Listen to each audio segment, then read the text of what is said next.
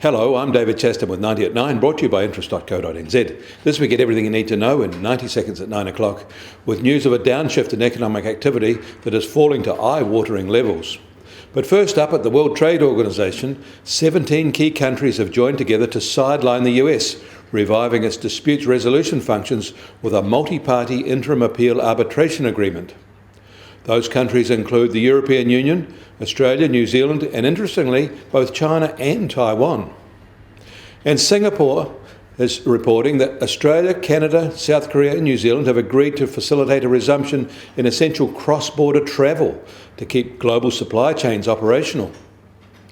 And that is necessary as the world's factories wind down and orders dry up.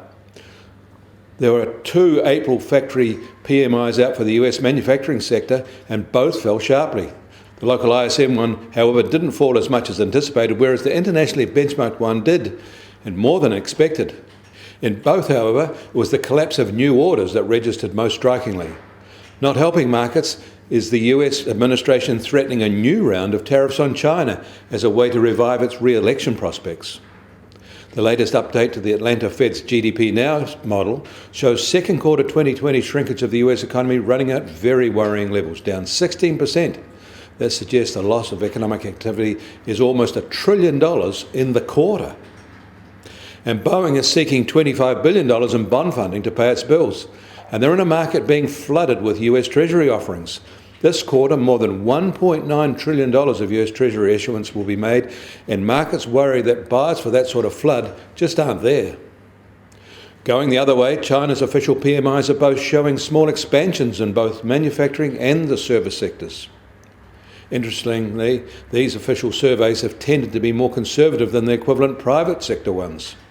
In any case, they're reporting a small expansion in both March and April, which is vastly different to what nearly every other country is reporting. But labour trouble is brewing in China, with strikes and demands for unpaid wages rising. China's jobless rate is about 5.9%, and although stable, that is much higher than before the pandemic, and the rise involves tens of millions of workers and students who can't get jobs. Still, those pressures haven't stopped a quick rebound in internal tourism in China on their national holiday this weekend. US Treasury 10-year yield is firm at just over 0.62%. Gold has turned up and ended last week at $1,703 an ounce. Oil prices are up marginally today. In the US, they're currently at just under $20 a barrel. International oil prices are up a similar small amount at just over $26.50 a barrel. And the Kiwi dollar fell at the end of last week by almost a cent, but is now firm somewhat since, and is now at 60.7 US cents. On the cross rates, we're also slightly firm at 94.5 Australian cents, and against the euro we're down, however, to 54.8 euro cents. That means our trade-weighted index is holding at 66.4. I'm David Chaston. That was 90 at 9, brought to you by interest.co.nz.